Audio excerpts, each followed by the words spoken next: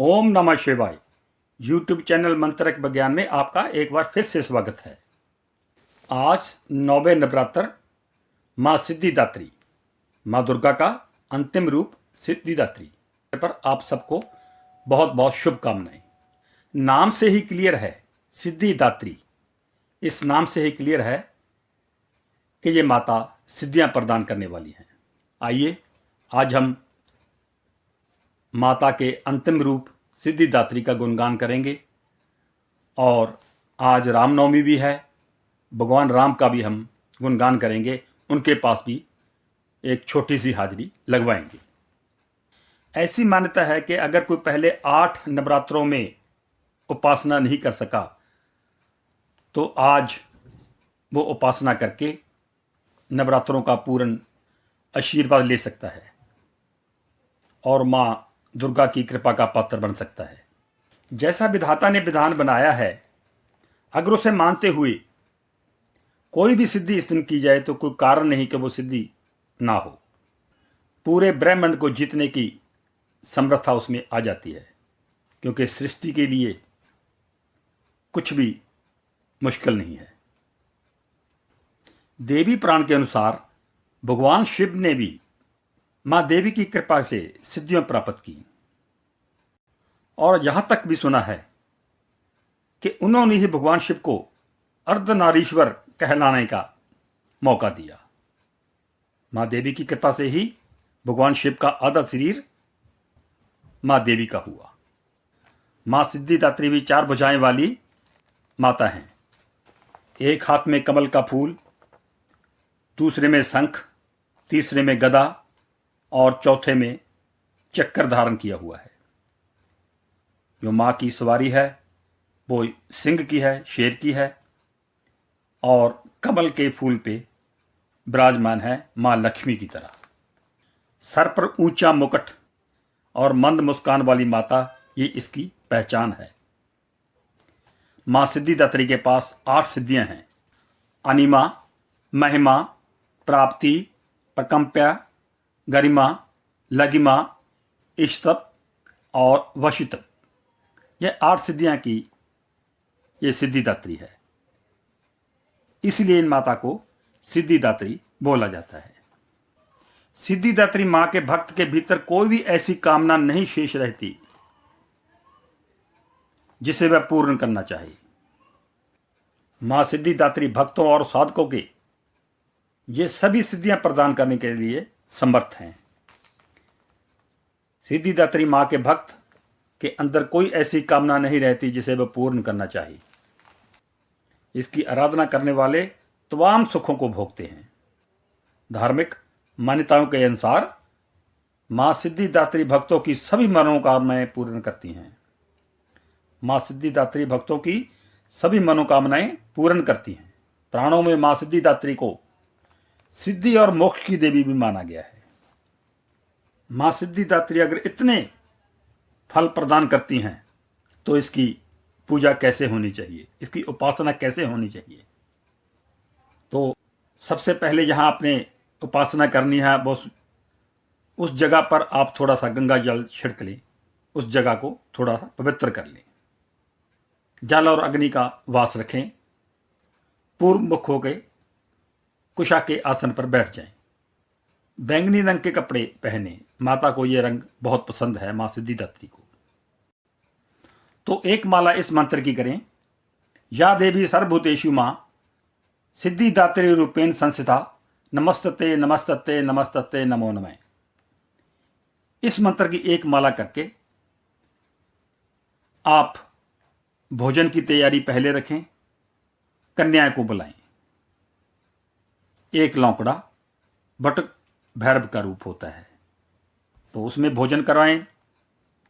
चना, पूरी, काला चना लेना है, खीर या प्रसाद। कन्याओं को घर बुलाएं आदर सहित, उनके पांव धोएं, टीकाकरण करें, मौली बांधें, उनको भोजन करवाएं। बाद में चरण स्पर्श करके उनका आशीर्वाद लें और कुछ उपहार दें। और साथ में जो मंत्र हमने बोला है ये मंत्र का जाप भी चलता रहना चाहिए। या देवी भूतेषु, हे माँ सर्वत्र विराजमान, हे माँ सर्वत्र विराजमान, सिद्धिदात्री रूपेण संस्था, और माँ सिद्धिदात्री के रूप में प्रसिद्ध अम्बे, नमस्तते नमस्तते नमस्तते, मेरा आपको बार बार प्रणाम है। नमो नमः, या मैं आपको बार बार प्रणाम करता हूं। हे माँ, मुझे अपनी कृपा का पात्र बनाइए।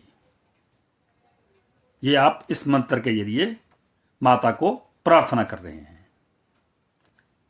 और जब आप इस मंत्र के जरिए माँ सिद्धिदात्री को, माँ दुर्गा को ये प्रार्थना करेंगे तो इस मंत्र में इतनी शक्ति है, इस मंत्र के द्वारा आपकी प्रार्थना को सुनेंगी।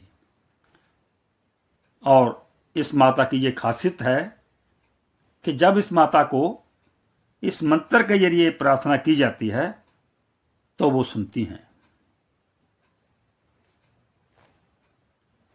तो इसलिए इस मंत्र के जरिए अपनी प्रार्थना मां सिद्धिदात्री की तरफ जरूर बढ़ाएं और मां को प्रसन्न करें। जिन लोगों ने कलश स्थापित किया है, हमने पहले नवरात्रि पर यह बताया था कि कलश कैसे स्थापित करना है, कैसे उसका पूजन करना है और नवरात्रों के बाद कैसे उसका विसर्जन करना है। ये थंबनेल आप देख रहे हो, ये वीडियो निकालकर आप देख भी सकते हैं। जिन्होंने कलश स्थापित किया है वो आज इसका विसर्जन भी करेंगे, जैसा हमने उस वीडियो में बताया है। अगर दोबारा बताएंगे तो वीडियो और लंबी हो जाएगी, तो आप उस वीडियो को निकालकर कि कैसे विसर्जन करना है वे देख लें। आज चैत्र नवरात्रों का आखिरी दिन, नवमी, भगवान राम का जन्म होता है। भगवान विष्णु के 7वें अवतार भगवान राम का आज जन्म हुआ था। तो इसलिए भगवान राम का आज गुणगान करेंगे और उनके चरणों में भी हाजिरी लगवाएंगे। आप सब जानते हैं कि इस बार का जो त्यौहार है रामनवमी का, ये अयोध्या में बहुत धूमधाम से मनाया जा रहा है। जो ऐसे दिन होते हैं, नवरात्रों के होते हैं, रामनवमी होती है, होली होती है, दिवाली होती है, शिवरात्रि होती है, जो है स्वयं सिद्ध मुहूर्त होते हैं। इनमें कोई मुहूर्त देखने वाली कोई बात नहीं होती कि इस दिन में ये टाइम है, इस दिन में ये टाइम है, ऐसा कुछ नहीं है। ये सारे का सारा दिन स्वयं सिद्ध होता है। आप कोई भी अच्छा काम इन दिनों में बगैर पूछे किसी के कर सकते हो। किसी की उपासना करनी है, कोई घर का अच्छा काम करना है, कोई मंत्र सिद्धि करनी है, एक माला करने से हजारों मालाओं का आपको फायदा मिलता है, पुण्य मिलता है और मंत्र सिद्धि अवश्य हो जाती है। मैंने अपने जितने भी मंत्र इस चैनल पर दिए हैं, जितने भी मंत्र अपने YouTube चैनल मंत्र एक विज्ञान, इसमें दिए हैं, आप अपनी सहूलियत के मुताबिक, आप अपनी इच्छा के मुताबिक, जो आपको अच्छा लगता है, जिस मंत्र की आपको जरूरत है, आप वो निकालकर मंत्र सिद्ध कर लें। आपका अपना भी फायदा होगा, आपके परिवार का भी होगा, आपके ओस पड़ोस का भी होगा, और आप किसी का भी उस मंत्र के द्वारा फायदा कर सकते हैं, उसका इलाज कर सकते हैं। इतने शक्तिशाली मंत्र इस चैनल पे दिए जा चुके हैं। जरूरत है आपको ध्यान देने की, क्योंकि आज के दिन की हुई आराधना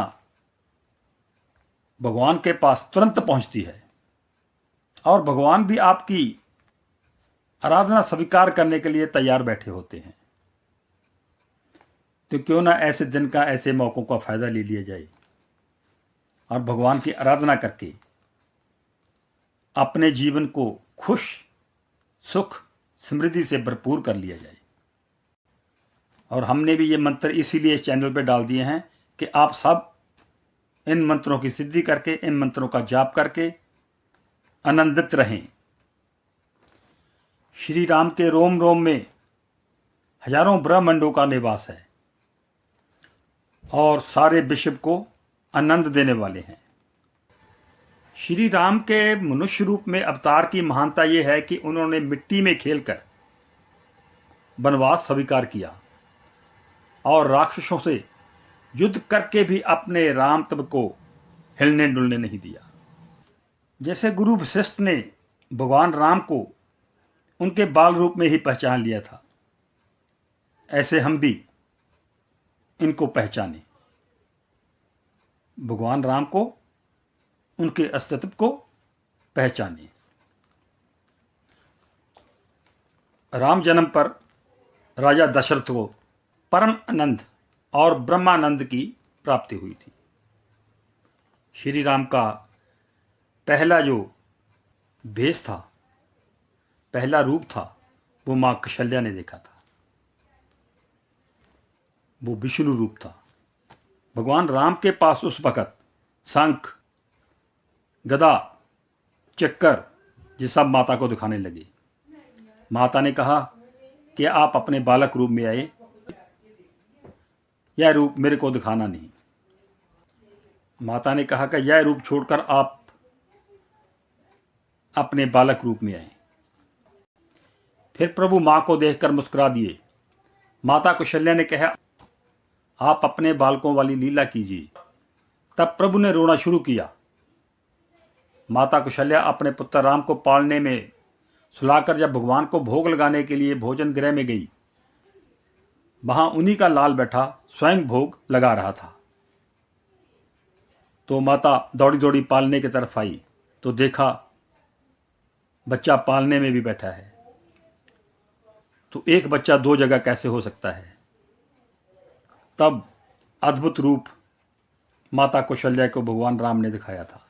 भगवान राम की ऐसी अद्भुत माया पर यह पूरा संसार मोहित है।